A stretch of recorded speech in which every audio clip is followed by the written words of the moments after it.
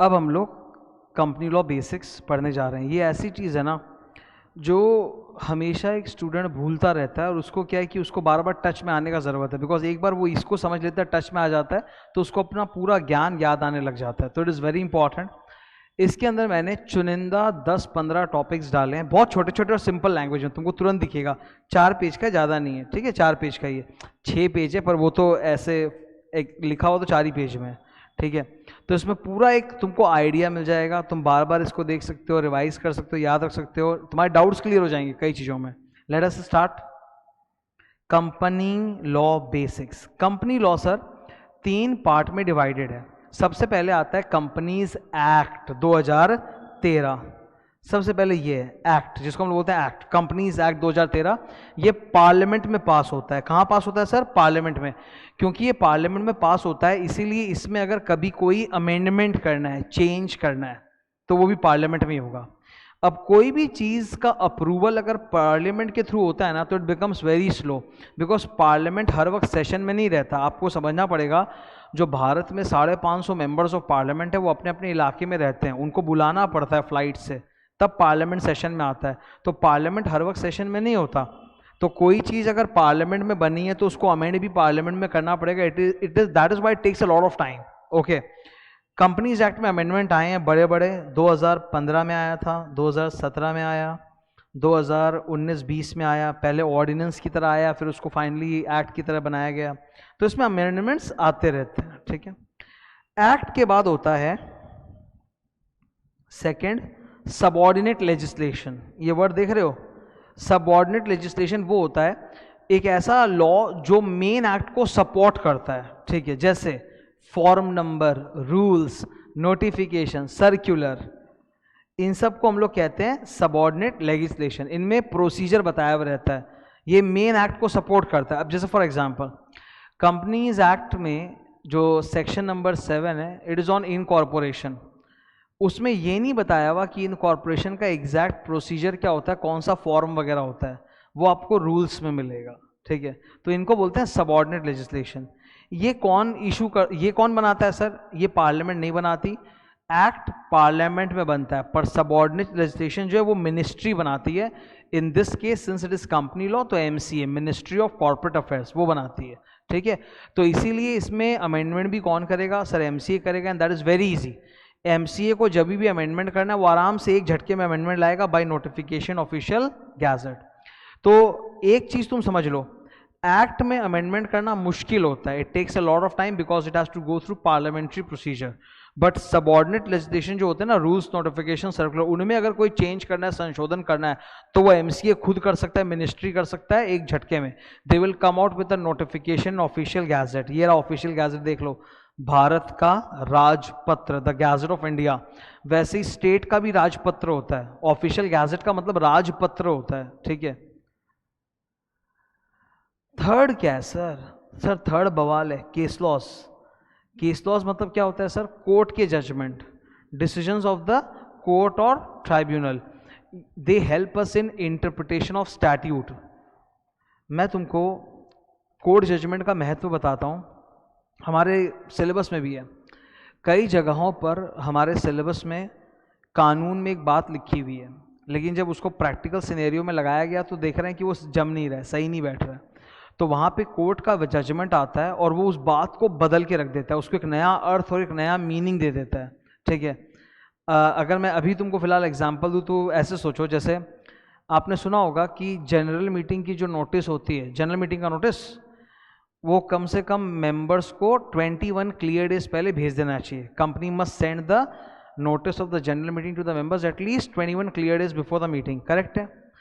अब 21 डेज को एकदम सख्त बनाया गया, तो सुनने में क्या लगता है कि भाई अगर 20 दिन हो गया या 19 दिन हो गया तो वो गलत हो जाएगा, ठीक है। इसी के ऊपर कोर्ट केस आया, शैलेश हरिलाल शाह वर्सेस मतुश्री टेक्सटाइल्स का, जहां कोर्ट ने बोला कि ये जो 21 दिन है ये मैंडेटरी नहीं है, ये डायरेक्टरी है। अगर 21 थोड़ा कम भी है तो चलेगा, ऐसा कोई बात नहीं है, provided some conditions are met. तो कोर्ट ने आके उस बात को पलट के रख दिया। मैं तुमको और एक एग्जांपल देता हूं, ठीक है।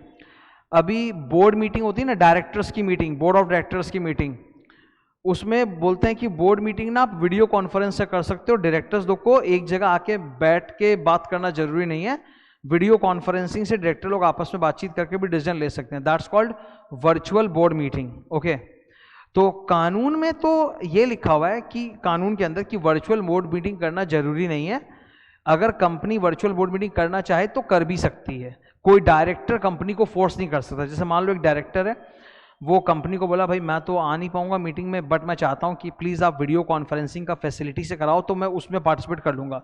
कंपनी बोली हम लोग ये सब चोचला नहीं करते, हम लोग को तो फिजिकल मीटिंग ही करना है, और कंपनी ने सीधा सेक्शन 173 उठा के दिखा दिया जहां लिखा है कि कर भी सकते हैं पर जरूरी नहीं कि वर्चुअल मीटिंग किया जाए। इसके ऊपर कोर्ट का केस गया, ठीक है, अचिंत्य बरुआ का, ठीक है। अचिंत्य बरुआ के केस में क्या हुआ, कोर्ट ने बोला कि ये एक बहुत ही अच्छी फैसिलिटी है जो कानून में दी गई है कि बोर्ड मीटिंग को आप वीडियो कॉन्फ्रेंस से कर सकते हो ताकि ज़्यादा से ज़्यादा डायरेक्टर्स पार्टिसिपेट कर सकें। तो भले ही लॉ में ये ऑप्शनल है पर इसको मैंडेटरी माना जाएगा, और अगर कोई डायरेक्टर रिक्वेस्ट कर रहा है कि वीडियो कॉन्फ्रेंसिंग किया जाए तो फिर किया जाएगा। अब ये बात कानून में नहीं लिखी है, इसका उल्टा जजमेंट दे दिया अचिंत्य बरुआ के केस में। समझ रहे हो बात को? तो केस लॉ वो होते हैं जो लॉ के अर्थ को एकदम बदल भी सकते हैं, इसीलिए some case laws are so important. तो वो तीसरा हिस्सा है। केस लॉज कौन बनाता है सर? कोर्ट। एक्ट कौन बनाता है? पार्लियामेंट। सबऑर्डिनेट लेजिस्लेशन कौन बनाता है? मिनिस्ट्री। केस लॉ कौन बनाता है? कोर्ट या ट्राइब्यूनल। ठीक है, ये ऑफिशियल गैजेट का सिंबल होता है भारत का राजपत्र, द गैजेट ऑफ इंडिया। अच्छा, ये एक छोटा टॉपिक और, what is the difference between subscriber, member and contributory? बता रहा हूं। ये ग्रीन कलर में क्या है? Incorporation of the company. जब कंपनी पैदा होगा, जब कंपनी को सर्टिफिकेट ऑफ इनकॉर्पोरेशन मिलेगा, इनकॉर्पोरेशन के पहले जो कंपनी के मेंबर्स होते हैं उनको हम सब्सक्राइबर कहते हैं। क्या कहते हैं? सब्सक्राइबर। जिन्होंने मेमोरेंडम पे साइन मारा है, मेमोरेंडम में साइन करना पड़ता है ना, तो मेमोरेंडम में पब्लिक कंपनी में कम से कम 7 लोग साइन करके बोलते हैं कि जैसे ही कंपनी बनेगी हम प्रॉमिस करते हैं that we will subscribe to the shares of the company and we will bring money. कसम खाते हैं। तो जब तक कंपनी इनकॉर्पोरेट नहीं होता तब तक उसको हम लोग क्या बोलते हैं? सब्सक्राइबर बोलते हैं, मेंबर नहीं बोलते। जब कंपनी इनकॉर्पोरेट हो जाती है then those guys become member of the company. ठीक है, अब कंपनी बंद भी तो हो सकती है। मान लो कि कोर्ट ने, नेशनल कंपनी लॉ ट्राइब्यूनल या कोर्ट ने आदेश दे दिया कि कंपनी को बंद किया जाए, तो कंपनी तत्काल बंद नहीं होता, बंद करने में कुछ महीने या कुछ साल लगते हैं कंपनी को। ठीक है, तो एक बार कोर्ट का आदेश आ गया कि भाई कंपनी को बंद करना है और प्रोसेस चालू हो गया, तब हम मेंबर को मेंबर नहीं बोलते, then we start calling the member as contributory. तो ये तीनों जो आप देख रहे हो ना, सब्सक्राइबर, मेंबर, कॉन्ट्रीब्यूटरी, ये एक ही है, एक ही बंदा है। ठीक है, पर अलग अलग वक्त पे अलग अलग नाम है। इनकॉर्पोरेशन के पहले आप उसे कहते हो सब्सक्राइबर, इनकॉर्पोरेशन के बाद आप उसे कहते हो मेंबर, और जब कोर्ट ऑर्डर कर दे कि कंपनी को बंद करना उसके बाद आप उसको बोलने लग जाते हो कॉन्ट्रीब्यूटरी। क्लियर है? ठीक है, नेक्स्ट, ये हमारे कंपनी लॉ का स्ट्रक्चर है। 5 चीज़ें। फर्स्ट, कंपनीज एक्ट 2013, इसके अंदर टोटल 470 सेक्शंस हैं, 470 सेक्शंस अलग अलग टॉपिक्स पे, एंड 7 शेड्यूल्स। ठीक है, एक्ट के अंदर क्या होता है sir? Principles of law, the main principle कि ये करना है। Act contains the principles of law, what is to be done, how it is to be done, वो एक्ट में नहीं होता, वो सबऑर्डिनेट लेजिस्लेशन में होता है। Point number 2, companies rules. Companies act के अलग अलग चैप्टर पे अलग अलग रूल्स बनाए हुए हैं, उसी के अंदर फॉर्म नंबर्स भी होते हैं। मैं फॉर्म्स के बारे में भी कुछ नया सिखाऊंगा तुमको। ठीक है, तो कंपनीज के जो रूल्स होते हैं उसी के अंदर फॉर्म नंबर, प्रोसीजर सब लिखा होता है। Act tells us the principles of law, rules tell us the implementation कि कैसे उसको करना है, how it is to be done. Okay, फिर टाइम टू टाइम नोटिफिकेशंस आते रहते हैं। नोटिफिकेशन का मतलब होता है लीगल अनाउंसमेंट। सर्कुलर आते हैं विच मीन्स क्लैरिफिकेशन, जैसे तारीख एक्सटेंड कर दी रिटर्न जमा करने की तो उसके ऊपर सर्कुलर आ गया, क्लैरिफिकेशन आ गया। केस लॉ तो अभी अभी आपको बताया, कोर्ट का जजमेंट। ठीक है, नेक्स्ट टॉपिक, कोर्ट का मतलब होता है अदालत। कोर्ट का मतलब क्या होता है? अदालत। ट्राइब्यूनल का मतलब होता है न्यायाधिकरण, मैंने लिख के दिया है। ट्राइब्यूनल का मतलब क्या होता है? न्यायाधिकरण। Sir what is the difference between court and tribunal? Court general होता है, कोर्ट के अंदर हर तरह के कानून का केस जाता है। भारत में एक कानून है कि अनेक? सर अनेक। India is the largest democracy. India में थाउजेंड्स ऑफ स्टैट्यूट्स भरे पड़े हैं, तो कोर्ट में हर तरह का स्टैट्यूट का केस जा सकता है। लेकिन ट्राइब्यूनल में क्या होता है कि कोई पर्टिकुलर लॉ का ही केस जाएगा, हर केस नहीं जाएगा, ठीक है।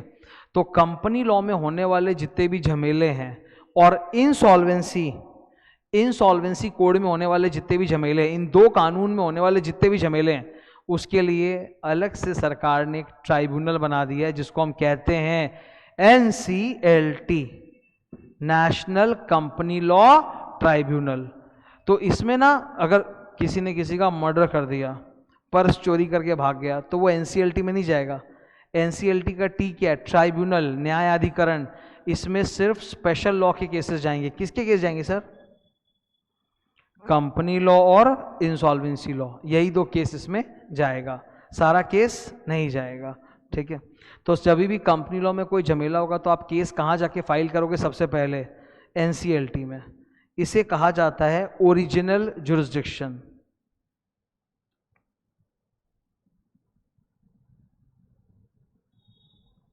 Legal cases filed, NCLT, original jurisdiction. मतलब यहीं पे आप जाके लीगल केस फाइल करोगे जब वो कंपनी लॉ को लेके कोई झमेला होगा या इंसॉल्वेंसी लॉ को लेके कोई झमेला होगा, ठीक है। अच्छा, NCLT के ऊपर एक है NCLAT, national company law appellate tribunal. इनका जो जुरिस्डिक्शन होता है उसको हम लोग कहते हैं एपलेट जुरिस्डिक्शन। मतलब यहाँ पे आप अपील करते हो। क्या करते हो? अपील। अपील का मतलब क्या होता है? अगर किसी अदालत में दो पक्ष होते हैं जो गए अदालत में अपना झमेला लेके, तो अदालत ऑब्वियसली एक के फेवर में और एक के खिलाफ जजमेंट देगा। तो जिसके फेवर में जजमेंट नहीं है वो तो बेचारा दुखी है या गुस्सा है, वो चाहता है कि मैं कहीं और केस करूं, तो इसीलिए उसको एक मौका मिलता है अपील करने का इन द हायर कोर्ट। तो NCLT के ऊपर है NCLAT। उसका NCLAT का जो जुरिस्डिक्शन है उसको एपलेट जुरिस्डिक्शन कहते हैं। मतलब जब कोई केस होता है तो वो सीधा NCLT में नहीं होता, पहले सीधा NCLAT में नहीं होता, पहले वो NCLT में होकर फिर नेक्लेट में अपील की तरह जाएगा। तो इसको बोलते हैं एपलेट जुरिस्डिक्शन। दो भाषाएं हैं, एक है ओरिजिनल जुरिस्डिक्शन, एक है एपलेट जुरिस्डिक्शन। ये सीख लो, अच्छा रहेगा। जब भी तुमको ये पढ़ने को मिले कि सम कोर्ट और some tribunal has appellate jurisdiction, it means that वहां पे निचली अदालत के अपील फाइल होते हैं, वहां पे आप डायरेक्ट केस फाइल नहीं कर सकते। उसका एपलेट जुरिस्डिक्शन मतलब अपील्स पे सुनवाई करेगा। और जो ओरिजिनल जुरिस्डिक्शन, इसका मतलब है डायरेक्ट केस आप पहले वहीं करोगे, that is called original jurisdiction, ठीक है। केस लॉस, केस लॉ क्या होता है? कोर्ट का जजमेंट्स होता है जो कानून को इंटरप्रेट करने में मदद करता है। जो बंदा केस करता है उसको हम कहते हैं प्लेंटिफ, और जिसके खिलाफ केस होता है उसको हम कहते हैं रेस्पोंडेंट या डिफेंडेंट, ठीक है। नेक्स्ट, अक्सर जब केस लॉज होते हैं ना तो हम लोग इस तरह का लिखा हुआ पढ़ते हैं। I will highlight it for you. देखो ये केस मैंने भी ग्रीन कलर में हाईलाइट किया है। तुम देखो किताबों में केस इस तरह से लिखा रहता है, Raman versus Raju, comma AIR 9 2011 373 SC, इस तरह से लिखा हुआ रहता है। सारे जजमेंट्स जो भी होंगे आप देखो किताबों में इस तरह से लिखा रहता है। इसको लीगल साइटेशन कहा जाता है। क्या कहा जाता है sir? Legal citation. This is known as legal citation. Sir इसका मतलब कैसे होता है मैं बता देता हूं। किसी भी लीगल साइटेशन में 6 कंपोनेंट्स होते हैं। कितने होते हैं? 6 कंपोनेंट्स। फर्स्ट होता है पार्टीज का नाम कि किसने किसके खिलाफ केस किया। तो जैसे केस लॉ में लिखा है रमन वर्सेस राजू, तो इसका मतलब है रमन ने राजू के खिलाफ केस किया है। फिर उसके बाद देखो क्या लिखा है AIR, तो AIR SCC, इसका मतलब क्या है? बहुत सारे बड़े बड़े पब्लिकेशन हाउसेज हैं जो क्या करते हैं, अदालत के जितने भी जजमेंट्स आते हैं ना उनको प्रिंट करके पब्लिश करके मार्केट में बेचते हैं। ये पब्लिकेशन हाउसेस बहुत पुराने हैं और बहुत फेमस हैं। One of them is all India reporter, ठीक है। इन्हें लॉ रिपोर्टर बोलते हैं। लॉ रिपोर्टर मतलब बिग पब्लिकेशन हाउसेस जो अदालतों का जितना भी जजमेंट आता है उसको कंपाइल करके किताब में बेचते हैं, and they are very famous. Such publication companies are known as law reporter. तो उसका एग्जाम्पल है AIR, ऑल इंडिया रैंक नहीं, ऑल इंडिया रिपोर्टर, ठीक है। SCC, supreme court cases. तो ये सब पब्लिकेशन कंपनी का नाम है जो प्रिंट करके बेचता है, ठीक है। तो अब देखो क्या लिखा है, इधर पढ़ो। रमन वर्सेस राजू AIR, तो मतलब लीगल जर्नल कौन सा है? All India reporter. फिर लिखा है ब्रैकेट में 9, उसका मतलब है वॉल्यूम नंबर, ठीक है। एक साल के अंदर AIR बहुत सारे बुक्स पब्लिश करता है, तो कौन से वाले वॉल्यूम में केस है? वो 9 नंबर वॉल्यूम में। किस साल आया था वो? 2011 में आया था वो। पेज नंबर क्या है वॉल्यूम के अंदर? 373, that is the page number. And bracket में लास्ट में लिखा है SC, इसका मतलब ये सुप्रीम कोर्ट का जजमेंट है, ठीक है। कि किस अदालत ने जजमेंट दिया? Allahabad high court, Bombay high court, Calcutta high court, supreme court, किसने? तो वो बताया हुआ रहता है। तो that is the way you interpret a legal citation, ठीक है। फिर से let me just recall it for you. So a legal citation contains 6 components. Number 1, the name of the parties, the law reporter journal जिन्होंने publish किया है, उनकी volume number, किस साल का पब्लिकेशन है, पेज नंबर, किस कोर्ट का जजमेंट है। अब सेम जजमेंट तो अलग अलग पब्लिकेशन हाउसेस में मिलेगा आपको। यही जजमेंट रमन राजू का ऑल इंडिया रिपोर्टर में था, तो SCC वाले भी तो प्रिंट करेंगे। तो हाँ, तो आप देखोगे कई बार सेम जजमेंट का अलग अलग साइटेशन हो सकता है। एग्जाम्पल, अब यही SCC ने प्रिंट किया, तो आप कैसे पढ़ोगे इसको? देखो तो 6 चीजें होंगी। Raman versus Raju, comma SCC, तो इस बार जो लॉ रिपोर्टर है वो SCC है, सुप्रीम कोर्ट केसेस।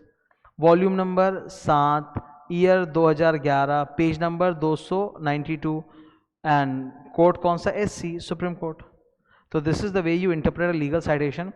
स्टूडेंट का क्वेश्चन आता है, sir are we supposed to learn the legal citation, this comma and all that? No, you don't have to learn.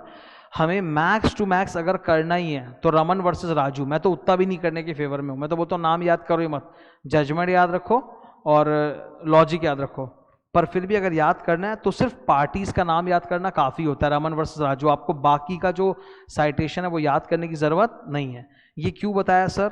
Student लोग का डाउट होता है, इसलिए बताया।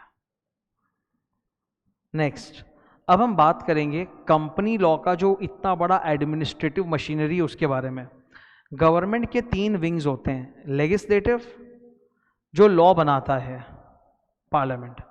एग्जीक्यूटिव जो उस लॉ को एनफोर्स करता है, फॉलो करवाता है, MCA, ministry of corporate affairs. Judiciary जो जजमेंट्स पास करता है, जैसे NCLT, नेकलैट, स्पेशल कोर्ट। तो 3 विंग्स होते हैं। कंपनी लॉ का एडमिनिस्ट्रेशन सबसे टॉप पर कौन है? MCA, ministry of corporate affairs. उसमें टॉप मिनिस्टर कौन है? अच्छा, एक चीज मैं बता दूं, इन दो में एक फर्क होता है। मिनिस्टर ऑफ द स्टेट, कई जन को दिमाग में गलत फहमी है, उनको लगता है मिनिस्टर ऑफ स्टेट का मतलब है कि कंपनी लॉ का एक सेंट्रल मिनिस्टर है और एक स्टेट गवर्नमेंट का मिनिस्टर है। एकदम नहीं। व्हेन वी से मिनिस्टर, इसका मतलब होता है कि वो प्रधानमंत्री का कैबिनेट मिनिस्टर है, ठीक है। देखो, just look at this, there are around 550 MP, member of parliament, इतना 550 MP। उसमें से मिनिस्टर कितना होता है? 55 से 60, 10% मिनिस्टर होता है। अब उसमें से भी कम, आधा ऑलमोस्ट होता है कैबिनेट मिनिस्टर, जो प्रधानमंत्री कैबिनेट में बैठते हैं, ठीक है। तो MP, मिनिस्टर, कैबिनेट मिनिस्टर। तो जब आप मिनिस्टर बोलते हो उसका मतलब होता है कैबिनेट मिनिस्टर, जो उस मिनिस्ट्री का हेड है। जैसे MCA मिनिस्ट्री का जो हेड मिनिस्टर है वो है निर्मला सीतारमन, वो MCA मिनिस्ट्री की पूरी हेड मिनिस्टर है, ठीक है। उनके नीचे है minister of state. Minister of state जो होता है ये भी मिनिस्टर है, ये सेंट्रल मिनिस्टर है, सेंट्रल गवर्नमेंट का, पर ये कैबिनेट मिनिस्टर नहीं है, ठीक है। He is like a junior minister जो मेन मिनिस्टर को सपोर्ट करता है, ठीक है। तो उसको बोलते हैं मिनिस्टर ऑफ द स्टेट। ये सेंट्रल मिनिस्टर ही है पर कैबिनेट का हिस्सा नहीं, जूनियर मिनिस्टर है जो मेन मिनिस्टर को सपोर्ट कर रहा है। अभी कुछ समय पहले तक कंपनी लॉ में जो मिनिस्टर ऑफ स्टेट है वो थे अनुराग सिंह ठाकुर, पर अब वो हट गए हैं, उनका प्रमोशन हो गया। Now he has become a cabinet minister, और उनके अंदर में 2 मिनिस्ट्री आया है, एक तो ministry of youth and sports आया और एक मिनिस्ट्री ऑफ इंफॉर्मेशन ब्रॉडकास्टिंग आया है। आपने देखा होगा कि Olympic gold medallist Shri Neeraj Chopra जो हैं उनको ये अनुराग सिंह ठाकुर अवार्ड वगैरह भी दे रहे हैं, बिकॉज अनुराग सिंह ठाकुर प्रमोट होकर अब कैबिनेट मिनिस्टर बन गए, यूथ मिनिस्ट्री उनके अंडर में आ गया है, ठीक है। और अभी जो मिनिस्टर ऑफ स्टेट है फॉर कंपनी लॉ वो है राव इंद्रजीत, ठीक है। Number 4, regional director. भारत को, पूरे भारत को 7 रीजन में डिवाइड किया गया, north, north east, south, south west ऐसे, और हर रीजन का एक हेड बनता है जिसको बोलते हैं regional director. ROC, registrar of companies. Her state का ऑलमोस्ट एक आरओसी होता है। ये क्या करता है, ये बैक एंड प्रोसेसिंग करता है। जैसे हम लोग सारा ऑनलाइन फॉर्म जमा करते हैं, तो वो फॉर्म जब पीछे गया तो उस फॉर्म का डेटा को स्टडी करना, एनालाइज करना, वो कौन करता है, आरओसी। गुड़गांव में है सीआरसी, सेंट्रल रजिस्ट्रेशन सेंटर। पूरे भारत में जो भी कंपनी इनकॉर्पोरेट होगा उसका सर्टिफिकेट यहीं से निकलेगा, गुड़गांव से, सेंट्रल रजिस्ट्रेशन सेंटर से, वहीं से नाम रिजर्व होता है। लास्ट टॉपिक है फॉर्म्स एंड ई फॉर्म। इसको लेके ना बहुत कंफ्यूजन मैं दूर कर रहा हूं। एक बार पहले मेरे को सुनोगे फिर वो पढ़ोगे, ठीक है। पहले मेरे को सुन लो। हम लोग का एक गलत फहमी है, हम लोग कभी भी फॉर्म वर्ड सुनते हैं तो हमारे दिमाग में आता है फॉर्म मतलब वो डॉक्यूमेंट जो आपको फाइल करना है। सपोज मैं बोलूं कि ये फॉर्म है, ठीक है, तो फॉर्म का मतलब दिमाग में क्या आ रहा है, अच्छा सर ये आप कहीं जाके फाइल करोगे सरकारी विभाग में। ये गलत फहमी है। हर फॉर्म फाइल करने के लिए बनता। Form comes from the word format. Form comes from the word format. कुछ फॉर्म फाइल होते हैं और कुछ फॉर्म जो होते हैं वो सिंपली फॉर्मेट होते हैं जो कंपनी को मेंटेन करना पड़ता है, ठीक है। Form comes from the word format. Format का फायदा क्या होता है कि वहां हर इंफॉर्मेशन प्रॉपर्ली मांगी हुई रहती है। कभी भी जीवन में कोई फॉर्म भरे हो, वहां देखते हो हर एक चीज पूछता है, नाम, फादर्स नेम, मदर्स नेम, ये वो, एक एक इंफॉर्मेशन रहता है, उसके लिए स्पेस रहता है, कई बार बॉक्सेस बनाए हुए रहते हैं ताकि आप अच्छी तरह से खोल खोल के लिख के दिखाओ। तो form contains lot of fields where you have to put the specific information. Form comes from the word format. In the case of company law, मैं company law की बात कर रहा हूँ। company law जब अपने पढ़ते हैं, there are hundreds of forms, बहुत सारा forms है सर, पर उसमें 50% ही है जो जमा होता है आरओसी में। तो जो 50% फॉर्म जमा होता है उसका वो लोग डिजिटल वर्जन निकाल देते हैं जिसको बोलते हैं e form, electronic form. So the forms which are required to be filed with the government are digitized and converted into e-form. But then there are 50% of forms which are not filed anywhere. They are just formats of the registers to be maintained with the company. See, a company has to maintain lot of statutory register containing information. So register में आप क्या क्या information रखोगे, उसका format क्या होगा, that is given in the form. Okay. जैसे related party contracts, related party contracts, related party arrangements, इसके लिए एक रजिस्टर कंपनी को मेंटेन करना पड़ता है। उसका फॉर्म नंबर है MBP4। तो फॉर्म वो जमा नहीं करना है, रजिस्टर में क्या क्या लिखोगे उसका फॉर्मेट बनाया हुआ उस फॉर्म में, ठीक है। आओ पढ़ो फॉर्म। फॉर्म मींस, फॉर्म का मतलब क्या होता है, format for collecting information under specific field. जैसे नाम, नाम एक फील्ड है, ठीक है, तो उसके स्पेस दे दे के लिखा हुआ है Raj space Kumar space Agarwal, clearly लिखा दिखाई दे। बेनिफिट क्या होता है, इससे सारा इंपॉर्टेंट इंफॉर्मेशन आ जाता है, कुछ भी छूटता नहीं है। हर कंपनी को सेम इंफॉर्मेशन मेंटेन करना है बिकॉज सेम फॉर्मेट प्रिस्क्राइब्ड है, ठीक है, और सरकार के लिए भी प्रोसेसिंग ईजी हो जाता है। ओके, नाउ ये तुम्हारे लिए सबसे इंपॉर्टेंट है। There are 2 types of forms. जो फॉर्म आरओसी में या सरकार के पास जमा होता है उनको हम ई फॉर्म कहते हैं, वो डिजिटल वर्जन में आता है। और जो फॉर्म जस्ट एक फॉर्मेट है फॉर मेंटेनिंग रजिस्टर, वो कहीं जमा नहीं होता, वो फॉर्मेट है, बस आपको अपने पास उस फॉर्मेट के अनुसार रजिस्टर मेंटेन करके रखना है। तो उसका कोई ई फॉर्म वर्जन नहीं मिलेगा, डिजिटल वर्जन नहीं मिलेगा, ठीक है। So that was basics of company law. बहुत सारी छोटी छोटी चीज़ें डिस्कस कर दी, एक ब्रशअप हो गया। ये ऐसा चीज़ है जो इंसान को बार बार देखते रहना पड़ता है to be in touch with the subject. Okay.